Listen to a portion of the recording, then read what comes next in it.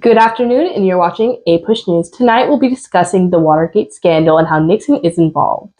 5 burglars in contact with Nixon broke into the Democratic National Committee headquarters at the Watergate complex on June 17, 1972. Their names have just been released: McCord, Barker, Gonzalez, Martinez, and Sturgis. They were connected to the President Nixon's re-election campaign and the White House's secret intelligence unit called the Plumbers. We have a special report from Hajan, who's on the scene of the Watergate right now. We are at the DNC building where the break-in occurred. Their goal was to photograph sensitive campaign documents and plant electronic wiretaps to gather intelligence on Nixon's political opponents. Which is stupid, but it's just besides the point. Back to the studio. Many Americans are debating if we can even trust the government anymore. Others believe President Nixon was trying to get information to help his image after the disaster he created during the Vietnam War. His policies and secret bombing of the neutral countries ruined his image and damaged his chances at a re-election. Many of these reports seem to be true, but we have a special report from President Nixon.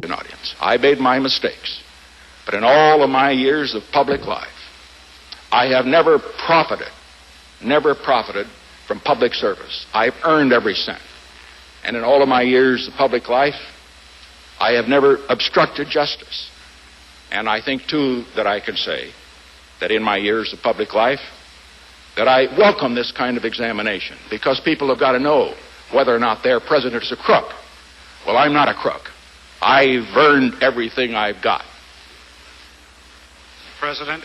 Under immense political pressure, Nixon refused to actually turn in any audio tapes, but his comeback was releasing thousands of heavily edited transcripts, which he claimed would prove his innocence. Wait, I just got a new report from Hajan on the scene. They found the tape. It seems they are calling it the smoking gun tape. I need you to cover up the investigation of Watergate. The public can't know.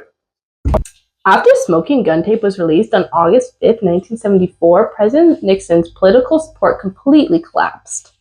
2 journalists, Bob Woodward and Carl Bernstein, the primary investigative reporters for the Washington Post, who relentlessly uncovered the initial connection between the burglars and the White House. Mark Felt, the associate director of FBI, who acted as a secret informant, leading to his resignation on August 9, 1974. From the discussions I have had with congressional and other leaders, I have concluded that because of the Watergate matter, I might not have the support of the Congress that I would consider necessary to back the very difficult decisions and carry out the duties of this office in the way the interests of the nation will require. I have never been a quitter. To leave office before my term is completed is abhorrent to every instinct in my body. But as president, I must put the interests of America first. Hajan just got a new report from the White House. They just came out with the Sunshine Act. The sun's up there. This act now forces federal commissions and agencies to start operating more publicly and provide advance notice for their meetings. Effects from the Sunshine Act is preventing backroom deals, reducing corruption, and fostering public trust in the government.